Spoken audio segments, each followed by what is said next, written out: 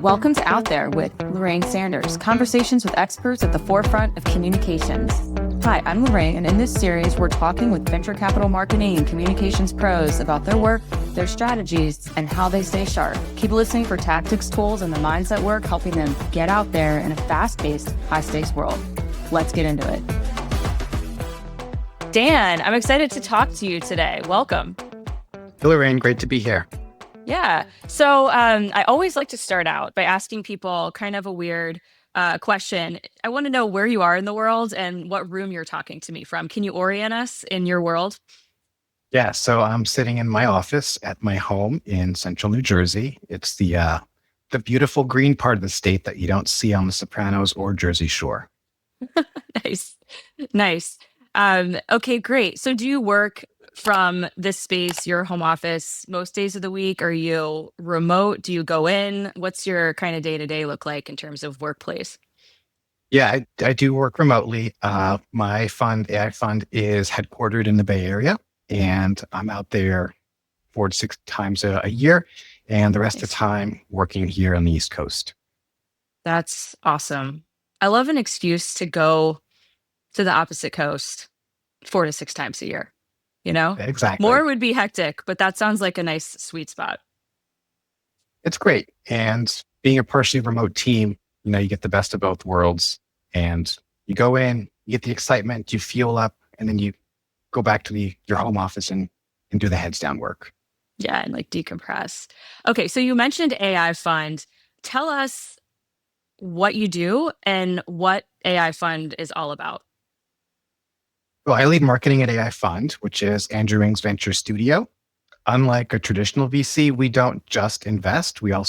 Our main focus is co-founding companies. So we'll come up with an idea, validate the idea, get a founder, their core team to start with, build a prototype with them, and launch the company with pre-seed capital.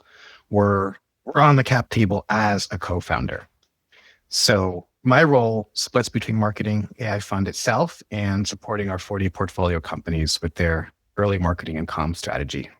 It sounds like so much fun. I mean, honestly, to get in there and be able to help come up with what these companies are going to be and then stay with them along the journey. What do you love about your role? Love the variety. We have companies in so many different areas. We have supply chain, we have healthcare, we have content creation, we have computer vision, and every day is so different, and every company is so different from each other. And I've always been a generalist, and I have wide interests in many areas.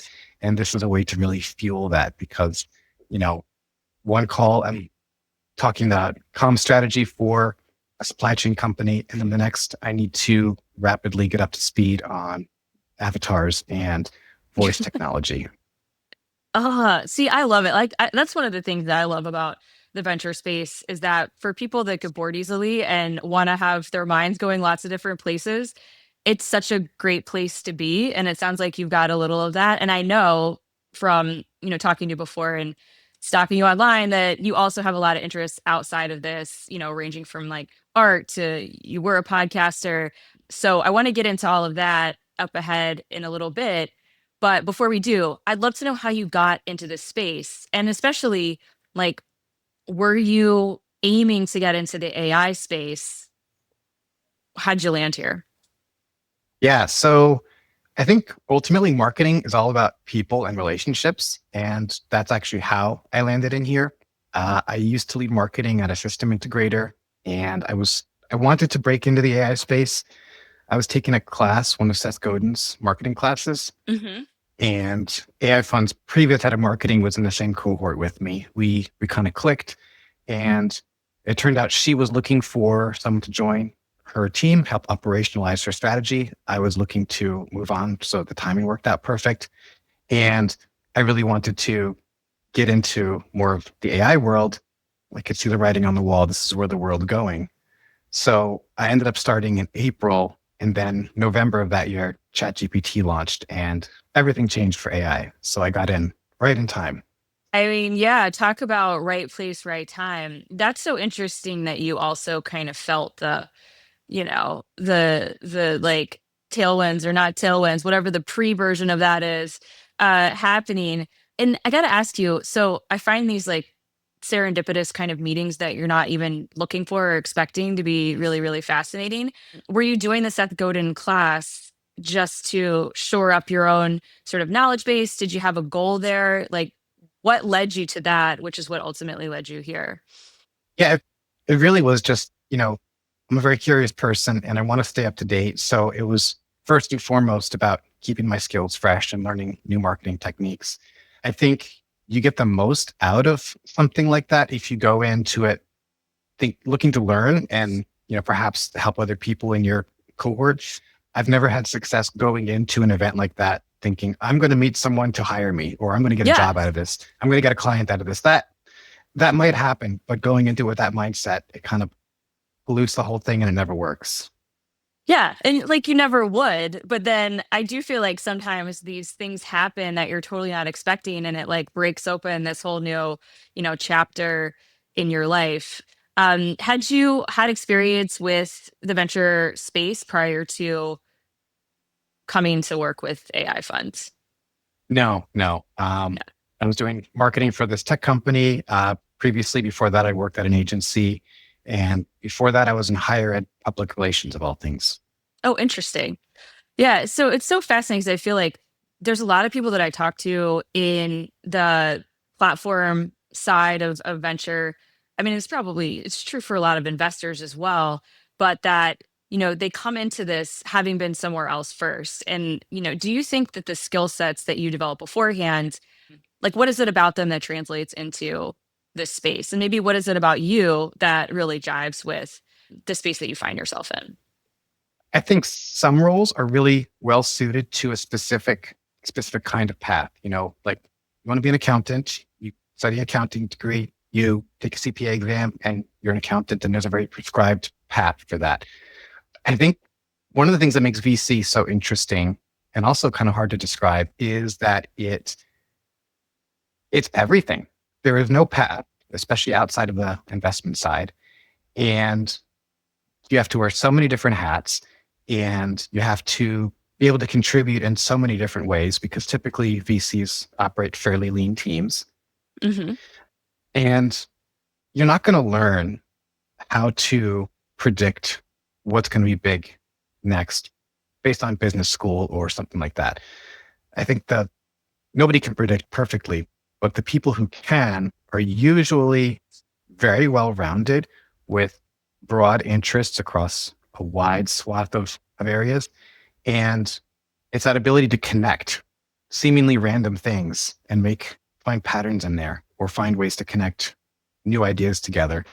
That's such a valuable skill for VC. I totally agree.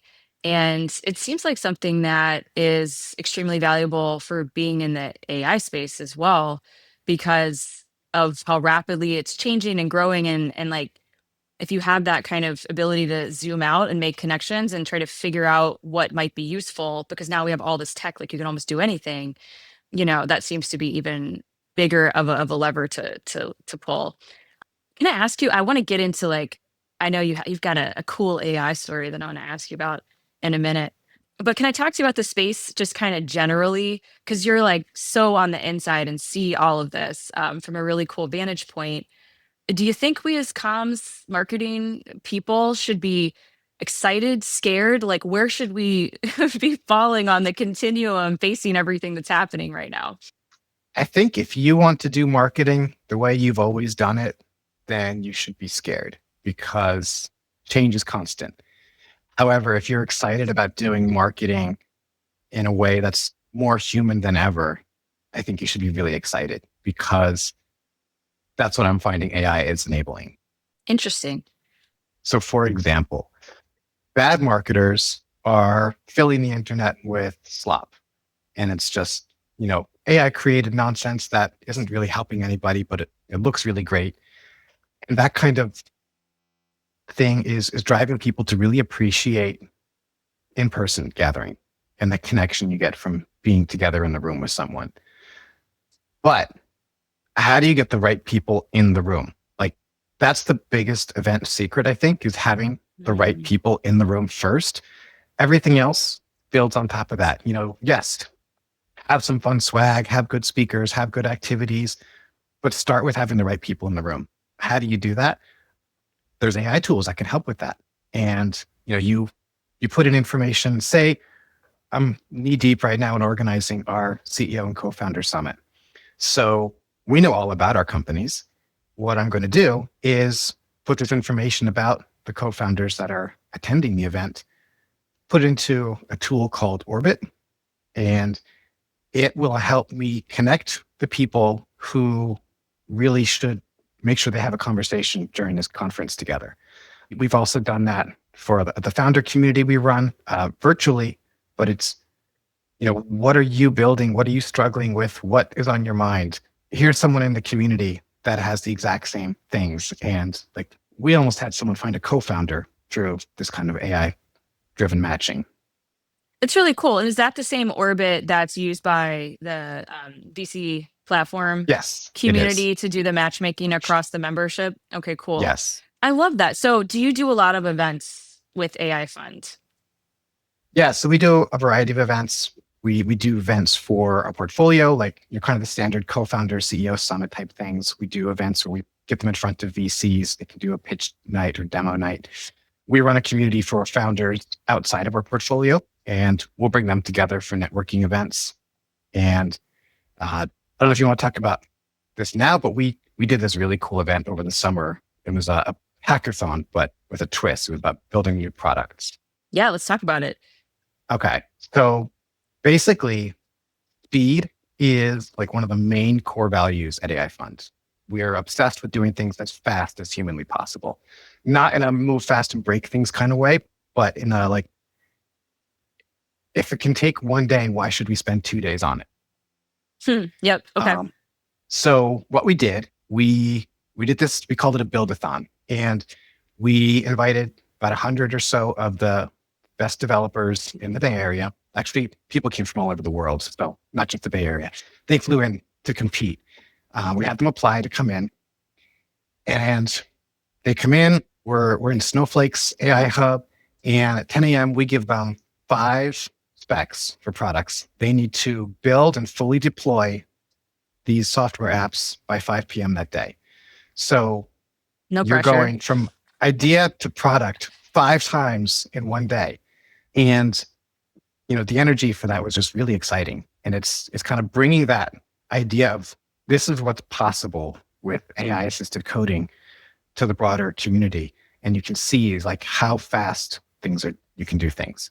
Were these production grade apps you would submit to the marketplace? Absolutely not. But they were functional apps deployed to the cloud that people built in one day.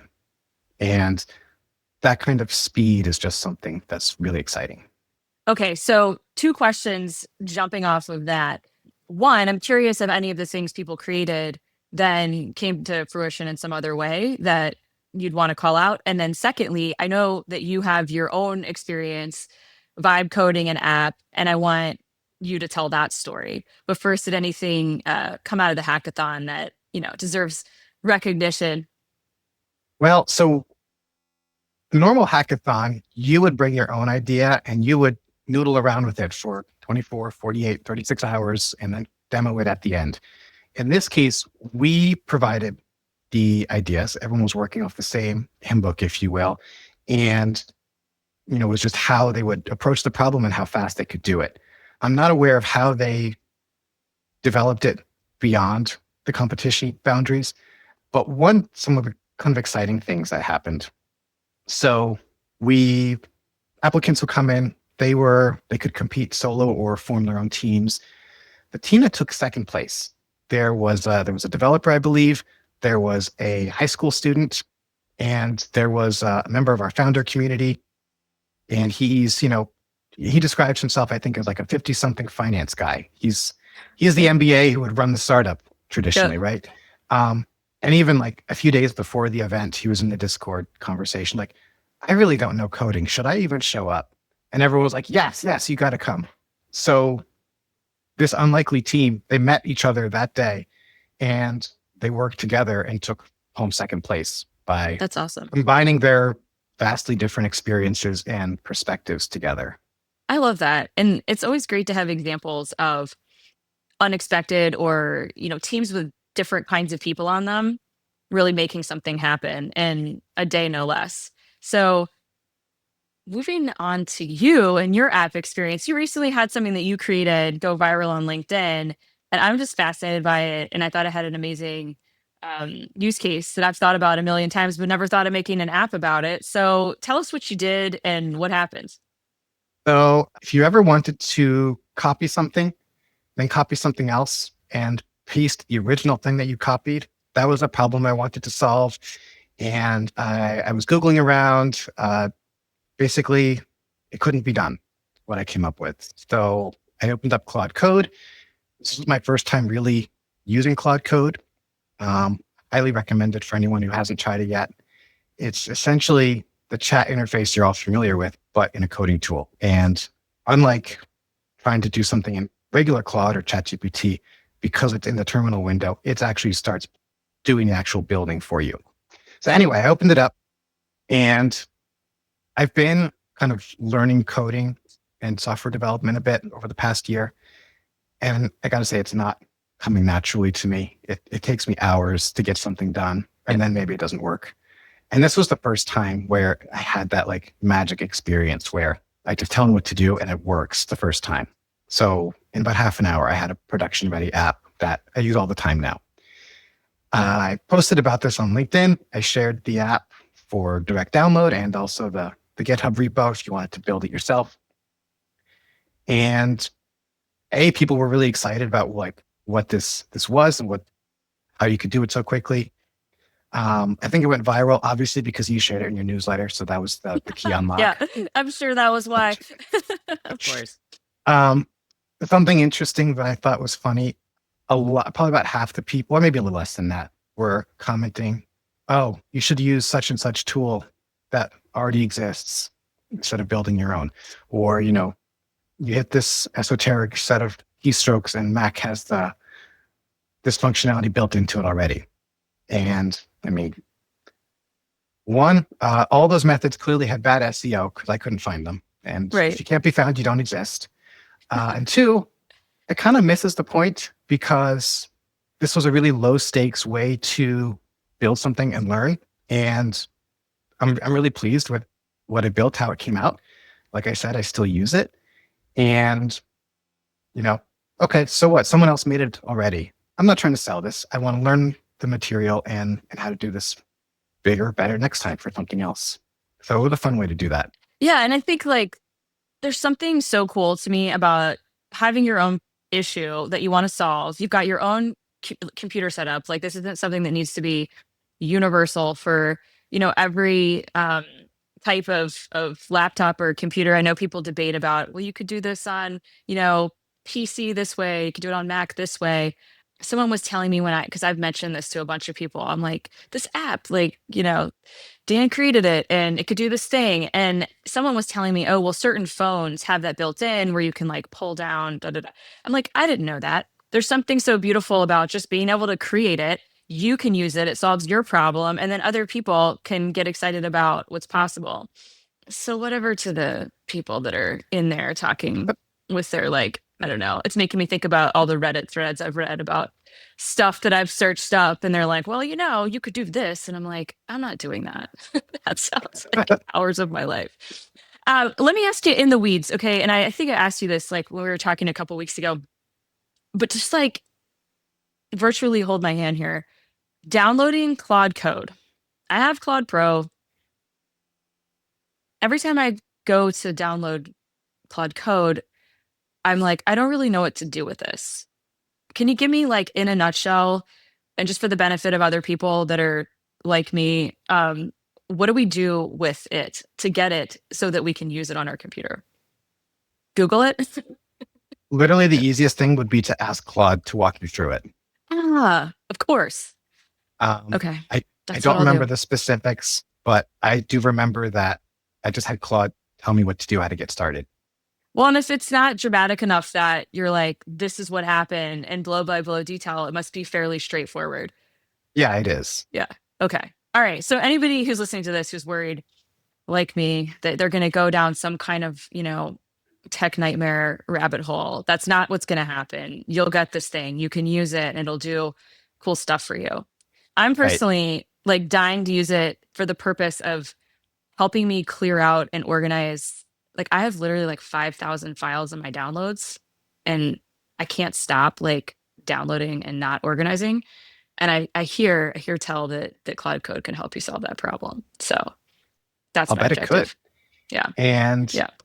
the secret is, Claude or ChatGPT or Gemini or whatever you use, think of it as the non-judgmental tutor or coach that doesn't care how Yes. stupid your question is, and it will Yes. walk you through it. And if it gives you an answer you don't understand, I'll just be like, I am not a developer. I'm not an engineer. Please say that in layman's terms. And it dumbs it down for me and I get it. And it gives me clear instructions. I love So that. I actually love that you called out that it's non-judgmental because that is one of the toughest things from learning from other people is your ego is involved and you're all concerned about, how you're going to be perceived because of the question you asked and all of that. yeah. So that's my secret for it. Okay, cool. So that is what I'm going to put under the umbrella of the visibility hack for our conversation. I always call out visibility hacks in my newsletter each week. And so I wanted to make sure I called them out in the conversations here. Do you have another one though that you want to bring up, or is that kind of your highlight in terms of how to get visible today that you want to share with us? I think that's probably one of the best visibility hacks. Cool. So we've mentioned Orbit and we've talked about Claude Code, but I'm a bit of a obsessive like investigator of tools. And so I would love to know if you have any others that you want to share with us that you think all of us should at least put eyes on and check out today, since there's so much happening and so many of them are coming out each and every day. What would you highlight for us other than the ones that you already have? Well, I can give you a couple of tools, but let me also give you a framework to think about how to use the tools. Okay, cool. So first up, tools. Opus Clip is really good for video. You take your long webinar or maybe this podcast, plug it in there, and it automatically gives you 100 clips you can put on social media. 100. Yeah, the biggest bottleneck with it is looking at the clips to decide which ones to actually use. So that's pretty awesome. Zapier, automate and integrate everything. If you're doing PR, One Pitch is really great because it identifies reporters who are writing on your specific thing. If you ever did old school PR and you remember stuff like Cision and Vocus and Yes. Meltwater and all those, Mhm. those are always clunky. They usually cost about as much as an entry level person, and they were going more by beat or publication, and they were always out of date. One Pitch is like, doesn't matter what the beat is. What is the reporter actually writing about? So it's super helpful that way, especially if you're like me and not really doing PR so much on a day-to-day basis. I don't have time to build the relationships with 40 different verticals to match our portfolio companies because that's not my main focus. But with One Pitch, I can find the right reporters to give port codes to pitch to. I love that. You're helping me. Just so you know, this is like, I'm like taking my little notes here because that is a huge problem in my world. Yeah. One pitcher I come. And I really can't say how helpful Claude is. I joke that Claude is the rest of my team because I'm a team of one. Yes. So those are the tools, and there's others like them. But I think the bigger thing is like, how do you approach using the tool and when to use a tool versus your own hands? Kind of the framework I think of is like triaging what the item is and kind of putting it into 3 buckets. Is it really important? That's going to be very hands-on for me. If it's not important, it's going to be all or mostly AI. And then obviously some things fall in the middle. So for example, let's work our way up the pyramid here. Really less important things. You just hosted a webinar. You have an hour-long video. You can set that up to automatically go into Opus Clip. You get your clips ready. Opus Clip can write social media captions for you and YouTube descriptions. I think they're kind of so I usually have Claude do it for me. Haven't fully automated the point from Opus Clip to Claude to the platform, but I'm working on that. But anyway, Claude can fully write the video description for you. It's Like, how no big deal. do you give Claude the video, or I would not to grab get too deep into your secret process here? Opus Clip automatically transcribes it, and you just grab it's called an SRT file, which is the closed captions for that clip. I'll put it into Claude, perhaps with additional instructions like these two people are speaking at this event, if it needs additional context like that, and then tell it to write the YouTube description. Nice. You want it to be complete with, like, if it's a longer video, it should include chapter breaks and have the times built in for all of that. And then you schedule it out to post. So I'm still a little bit hands-on. I got to finish building the Zapier integrations to do all that for me, but that's fairly low touch. Now, something a little bit more important. Because we're a venture studio, our focus is attracting the best possible founders to build companies with. And one of the things we offer them is we hire kind of like amazing, repeat, successful entrepreneurs. People like the co-founder of Marketo was one of our advisors, co-founder of SoFi, the bank. We're getting these folks to help the founder go from their 0 to 1. We want this page of advisors to look amazing. You as a prospective founder, you see this and you're like, I get to work with her. I'm definitely signing up with AI Fund. That's the goal, right? So what I'll do is when we bring on we call them venture advisor, they take AI Fund's board seat. I'll have a 15, 30-minute chat with them to kind of get their background, some of their philosophy and approach to building companies. Basically, I want to go deeper than their LinkedIn profile. Kind of who are they? How do they think? What's their advice to founders? So record that. Otter gives you a nice transcript. Zoom gives you a nice transcript, whatever tool you want to use. Put that transcript. I made a mega prompt of the transcript, the resume or LinkedIn profile, samples of what a good website bio should look like. So there's like 3 or 4 that I wrote by hand or hired someone to write back in the day, and giving context of what I just told you. You are writing for this website. Your audience is prospective founders. You need to highlight this, this, and this. And then I let it go. And it gets it maybe 80 to 90% of the way there. The other secret is during the interview, I identify the hook right away. Something they say or some part of their experience, that's going to be the hook. So it doesn't come out with so-and-so has seen the whole communication landscape and it's like some boring generic blah. So I also give the hook in the prompt to Claude. Say it should open like this. And it takes a process that would take hours, or, if I was working with a freelancer, this could be 2 weeks of back and forth. Yeah. And it's an hour or 2 or less. So that's super helpful. Now, the most important things. AI has no opinion and has no taste. That comes from the human. I don't mean to say it has no taste like it has bad taste. Like, it literally has no taste. It's millennial gray of colors. Nice. But I have opinions. I have taste. I have thoughts. But my thoughts are usually kind of jumbled up. And what I do is I prefer Claude, but any of them work, and really kind of go back and forth. Help me put my ideas into something cohesive. Let's poke holes in this. What am I not considering? Why is this great? Why is this not great? I really kind of organize my thoughts, level up my thinking. And then once I have that scaffolding, I can write the piece, Claude can write the piece. It doesn't really matter at that point, because the idea is what's important. And if I'm going to have Claude write it, then, I'm just going to make sure it doesn't sound like a robot wrote it. I'm going to give it samples of my work and it should sound human. Is Claude it sounds like the answer is yes, but your preferred platform for writing out of the options that are out there today? I do like Claude. It's so good for writing. It's so good for coding. I will say ChatGPT is probably better as an all-around bot. Probably better for research, but it just sounds so robotic. It's not It's not very good at creating things the way Claude is.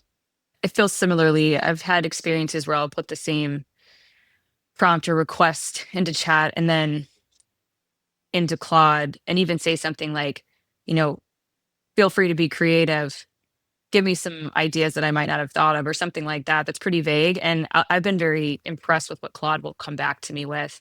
So that's really cool. So that's your framework that you use to kind of think through how you're going to use these tools. And would you say you're using these like every single day these days? Well, for sure. I probably have, 20 different Claude tabs open right now. Oh, wow. Okay.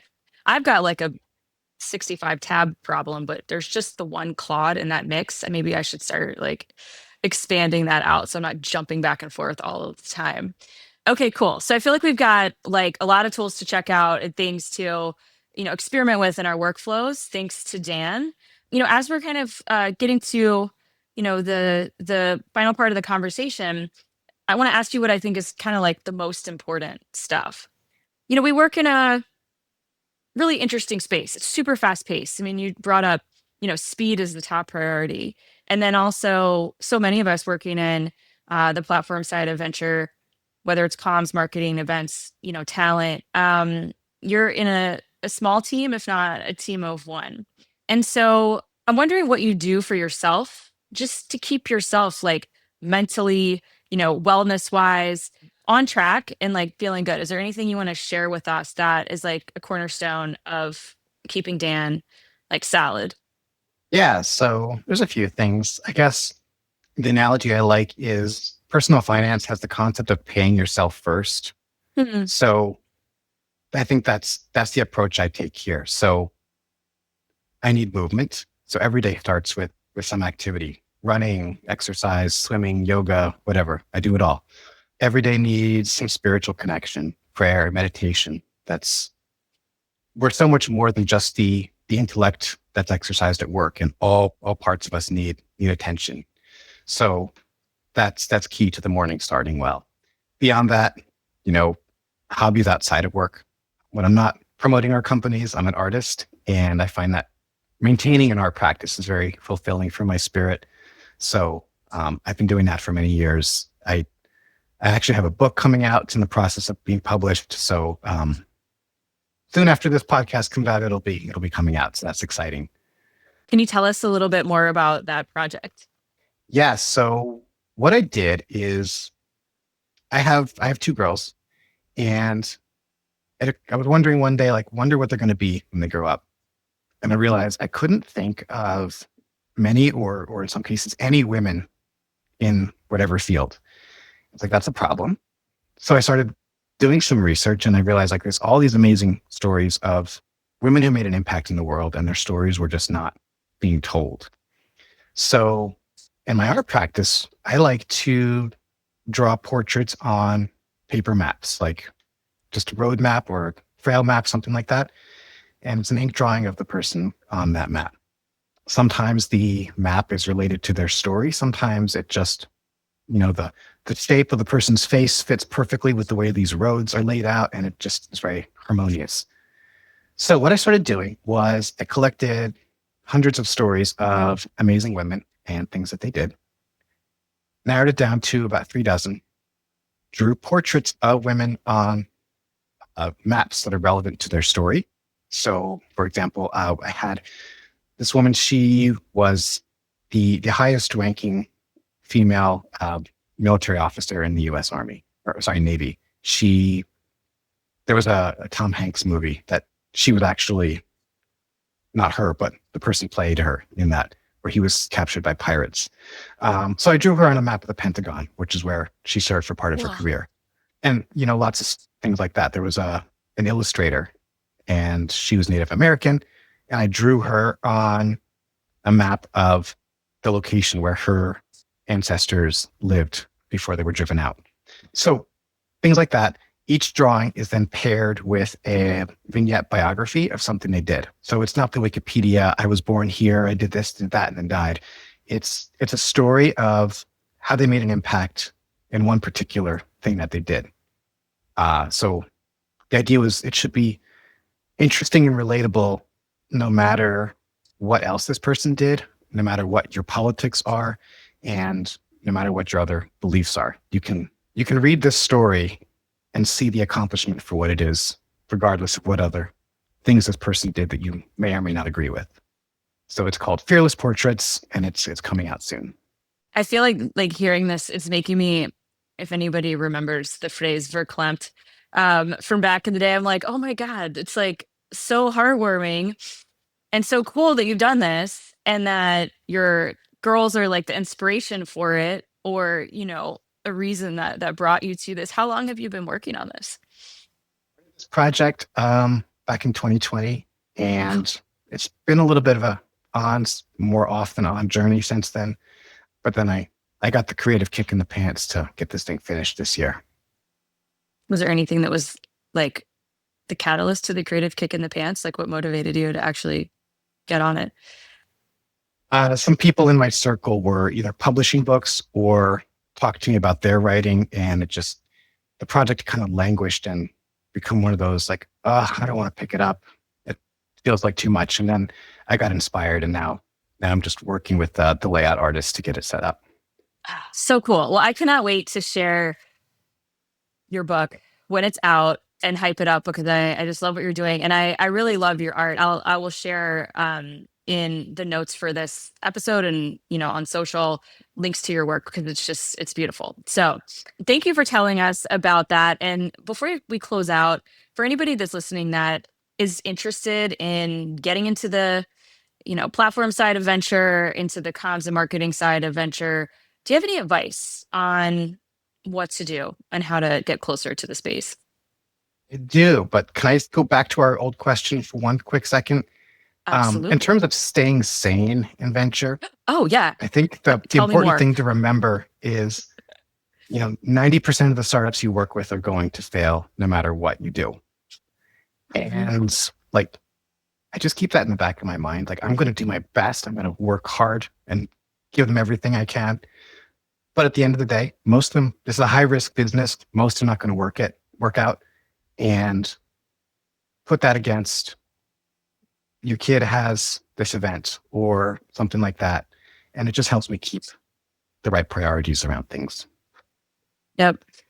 Thank you for saying that because I think it's helpful to have reminders. And I know I'm constantly facing prioritization choices every single day like that. Like my kid has a performance, they've got to be somewhere. There's somebody in my family that needs me or a close friend. And you do have to kind of keep your head on straight about the big picture of what really matters and what's happening in the macro. So thank you for bringing that.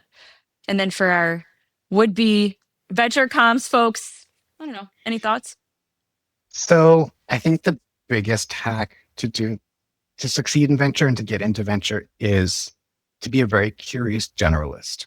Have interests about a wide variety of things.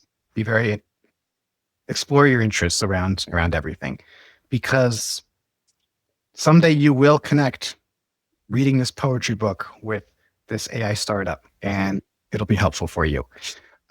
Just the more AI can specialize in these things, the better it is for you to be a very rounded human and very curious, with very generalist skills.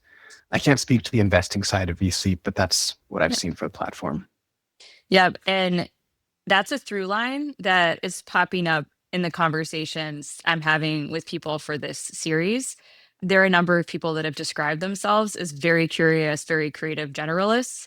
And I hadn't thought about that sort of label or umbrella, but it makes so much sense to me.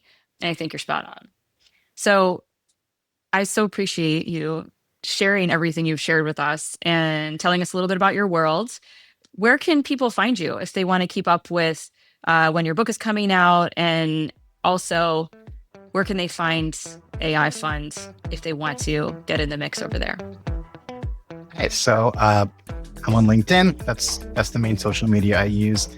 My book and podcast and all things art, you can find that at danlandau.net. And in terms of AI Fund, we're at aifund.ai. So please come on by if you're interested in building the next AI startup, next AI unicorn with us. We're always interested in great founders.